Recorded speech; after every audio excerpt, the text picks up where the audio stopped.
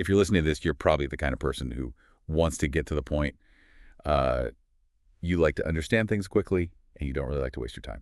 That's exactly what we're going to try to do today. We're going to do a deep dive. We are. We've got this really interesting audio clip from an Avengers fan podcast. Yeah, Avengers Fan Podcast. And our mission is to figure out what is going on here. Like, what are they doing to try to build a community? What are the core elements of their approach? Exactly. What's really interesting about this is how quickly they lay it all out. Yeah, it really is like a masterclass almost in how to engage with an audience.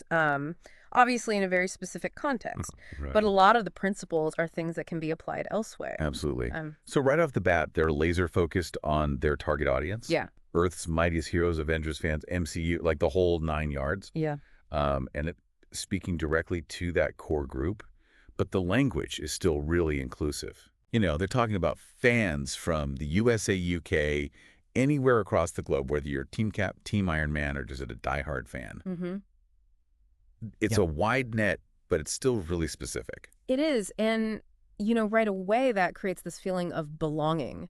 Yeah. By acknowledging those different segments within the fandom, even just mentioning the global reach, Right. they're creating an identity that more people can connect with. Yeah, yeah. And then comes the part where they tell you what you're going to get if you decide to become part of this community. Right, right. Deep dives into the multiverse trailer breakdowns, Easter egg hunts, even those debates about, you know, who's the strongest Avenger. Yeah. I love those. Classic. It's a really smart mix, too. Yeah. Right? It caters to so many different types of fan interests. Absolutely, it does. Yeah. You know, someone who really loves that intricate lore, you know, is going to get something out of this. But then you've also got somebody who just enjoys more casual, speculative kind of discussions. Right. It broadens their appeal within that very specific audience. Then there's the direct ask. Yeah, hit that subscribe button, smash the like button, just like Hulk smashes. It's just like Hulk smashes. And turn on notifications. Turn on those notifications. You know exactly what they want you to do. Oh, yeah. They make it very, very clear. And they're not messing around. Yeah. They're not just hoping that you're going to engage with them. Right. They are explicitly telling you what to do. And I think that's actually very smart. Yeah. And they're using, you know, this Hulk analogy to inject their own kind of playful personality into it. Mm-hmm. And even in the written version, they include that YouTube link. Oh, yeah. It makes it so easy. So easy for people to follow through. Yeah.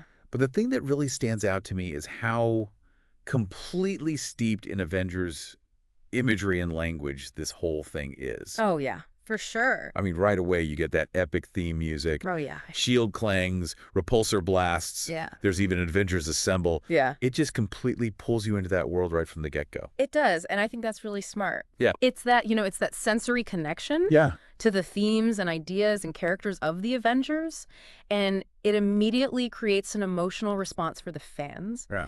They're tapping into enthusiasm that's already there, and then the call to action feels more authentic and it feels more exciting. It really does. Because it's directly connected to the thing that they already love.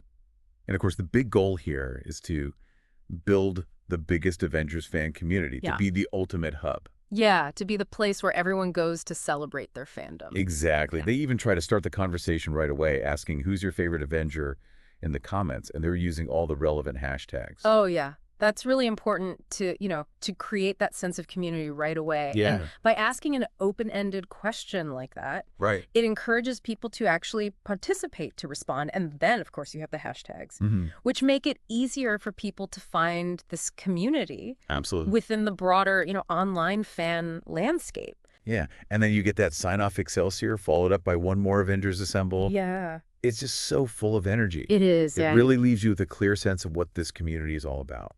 And that enthusiastic close is really important. Yeah. It reinforces the central message, which is unity and excitement. It's just a really great example of how to build a community around something that people are passionate about. Exactly. You know, they really know their audience. They're offering content that's relevant. They're speaking the language, and they're making it so easy for people to connect. And I think it raises an interesting question for you, the listener. It does.